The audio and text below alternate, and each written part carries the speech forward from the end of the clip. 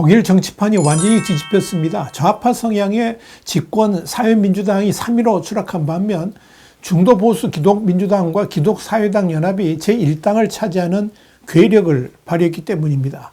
또 미국의 일론 머스크가 적극적으로 후원했던 극우 성향의 독일 대한당도 2위로 급부상하는 기염을 토했습니다. 눈여겨볼 점은 독일의 정치판이 프리드리히 메르츠 체제로 바뀌면서 그동안 집권해왔던 올라프 숄츠 체제의 종식은 물론이고 그의 정적이었던 메르켈이 지배했던 독일 사회를 뒤집을 수 있게 되었다는 점입니다. Y타임스가 독일 총선에 대해서 살펴봤습니다. 지금 시작합니다. 로이터 통신은 현지 시간 24일 독일 연방선거관리위원회의 최종 개표 결과에 따르면 299개 선거구의 정당 투표에서 기독민주당 CDU가 22.6%, 기독사회당 CSU가 6.0%의 득표율을 기록하면서 이들 연합만으로 28.6%의 득표율로 제1당이 되었다면서 극우 독일 대한당 AfD는 득표율 20.8%로 뒤를 이었고 집권사회민주당 SPD는 16.4%로 제3당으로 전락했으며 SPD의 현 연립정부 파트너인 녹색당은 11.6%, 막판 돌풍을 일으킨 좌파당은 8.8%의 득표율을 기록했다라고 보도를 했습니다. 로이터는 이어서 전체 630석 가운데 CDU와 CSU 연합이 208석, 그리고 AfD 152석, SPD 120석, 녹색당 85석, 좌파당 64석을 확보할 것으로 집계됐다면서 CDU와 CSU 연합과 SPD의 합계 의석수가 제적 절반인 315석을 넘기면서 일단 두 정당의 좌우 합작 대연정이 가능해졌다라고 전했습니다. 정확한 의석 배분은 현지 시간 24일 확정될 전망입니다. CSU는 바이에른주에만 출마를 하고 CDU와 공동 교섭단체를 꾸리는 자매 정당입니다. CDU, CSU 연합은 곧바로 SPD와 연정 협상에 나설 것으로 보입니다. 연정 구성에 성공할 경우에 프리드리히 메르츠 CDU 대표가 총리를 맡을 것으로 보입니다. 한편 연임에 도전했던 SPD 소속의 올라프 숄츠 총리는 패배를 인정하고 연정 협상은 물론이고 차기 정부에서 입각하지 않겠다 그러면서 대연정의 길을 열어줬습니다. CSU 연합 주도로 연정이 구성되면 CDU 소속 앙겔라 메르켈 전 총리가 2021년 12월 퇴진한 이후에 3년여 만에 다시 보수 성향 정권이 들어서게 됩니다. 변수는 있습니다. 최근 몇 년 동안 급성장한 AfD는 2013년 창당 이후에 최고치이자 2021년 총선 때 10.4%에서 배로 뛴 득표율로 제2당을 차지했다는 점입니다. 이와 관련해서 알리스 마이델 AfD 공동대표는 역사적 승리라면서 우리는 CDU와 연정 협상이 열려있다. 그렇지 않으면 어떤 정치적 변화도 불가능하다. 그러면서 연정에 참여시켜달라고 요구를 했습니다. 알리스 대표는 또 다음번에 우리가 일당을 차지할 것이라고 자신감을 보였습니다. 그러나 독일 정당들은 AfD가 민주주의를 해친다면서 연정 구성을 비롯한 모든 협력을 거부하고 있습니다. 이번 독일 연방의회 총선에서 초강경 난민 정책을 내세운 우파 정당들이 약진하면서 최근 잇따른 난민 흉악 범죄와 이로 인한 반이민 정서가 승패를 갈랐다 하는 분석이 나옵니다. 여론조사 기관인 인프라테스트 디맵의 설문에서 유권자들은 투표할 정당을 선택한 기준으로 국내 치안 18% 그리고 사회보장 18%를 가장 많이 꼽았습니다. 이민 15%, 경제성장 15%가 뒤를 이었고 한동안 독일 정가의 핵심 의제였던 환경, 기후 정책에 따라 표를 던졌다는 유권자는 13%에 그쳤습니다. 외국인이 독일에 너무 많이 유입돼 걱정된다고 답한 유권자는 전체 55%에 달했습니다. 투표한 정당별로는 극우 독일 대한당 그러니까 AfD 지지자의 89%가 이같이 답을 했습니다. 중도 보수 기독민주당 그러니까 CDU 또 CSU 연합 지지자층에서는 70%를 기록했습니다. 이와 관련해서 일간 프랑크푸르터 알게마이네 짜이퉁 FAG에서는 최근 몇 달 동안 발생한 범죄로 인해서 망명 정책이 부각됐다면서 이민 문제는 코로나19 팬데믹 기간 봉쇄로 이민자 유입이 주면서 뒷전을 밀렸지만 팬데믹 이전에도 역시 핵심 쟁점이었다라고 짚었습니다.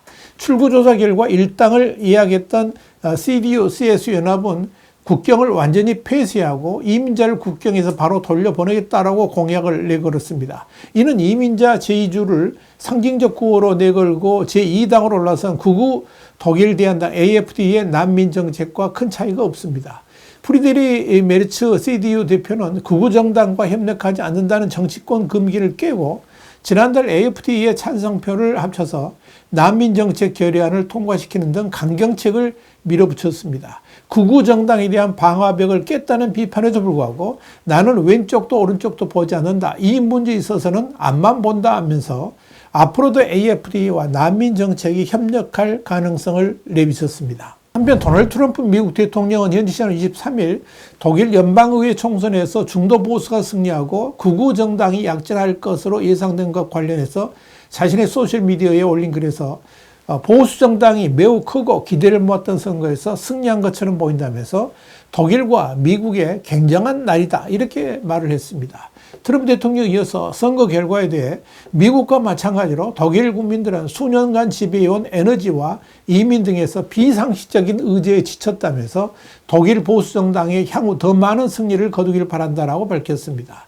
눈여겨볼 것은 제1당을 차지하면서 총리직을 예약한 프리드리 메르츠 CDU 대표입니다. 메르츠 대표는 지난달 아프가니스탄 난민 흉기 난동 사건이 발생하자 총리로 취임하면 첫날 모든 국경을 통제하고 유효한 서류 없는 이민자의 입국을 실질적으로 금지하겠다면서 초강경 난민 대책을 예고했습니다. 딱딱한 인상에 2m 가까운 장신인 그는 1955년 11월 독일 북서부 노르트라인 베스트팔렌주 브릴론에서 4남매 중 장남으로 태어났습니다. 연방군 포병으로 근무를 했고 본과 마르부르크에서 법학을 공부한 뒤에 독일 화학산업협회 변호사로 일을 했습니다. 학생 시절에 CDU에 입당한 그는 1989년 유럽의회 의원으로 뽑히면서 정치 경력을 시작했습니다. 1994년 연방의회에 입성한 뒤에 2000년 CDU, CSU 원내대표를 맡았습니다. 앙겔라 메르켈 전 총리와 20년 악연이 이때부터 시작됐습니다. 메르켈은 CDU 대표로 2002년 총선을 치른 뒤에 메르츠를 밀어내고 CDU, CSU 원내대표 자리까지 차지를 했습니다. 메르츠는 2004년 결국 원내 부대표 자리에서도 물러나면서 메르켈과 권력 투쟁에서 패배를 인정했습니다. 2009년에는 정계를 아예 떠나서 변호사로 일을 했고 자산운용사 블랙록 독일 법인에서 이사회 의장을 맡았습니다. 그는 2018년과 2021년 CDU 대표에 출마했지만 메르켈 당시 총리가 지원한 아네그레트 크람프 카렌바워 그리고 아르민 라셰트에게 번번이 밀렸습니다. 결국 메르켈 총리가 정계를 떠난 2021년 12월 세 번째 도전 끝에 당대표로 당선됐습니다. 이와 관련해서 BBC는 옛 공산권 동독 출신의 절제된 양자 화학자인 메르켈과 서독 출신의 변호사 메르츠는 눈을 마주친 적이 거의 없다라고 소개를 했습니다.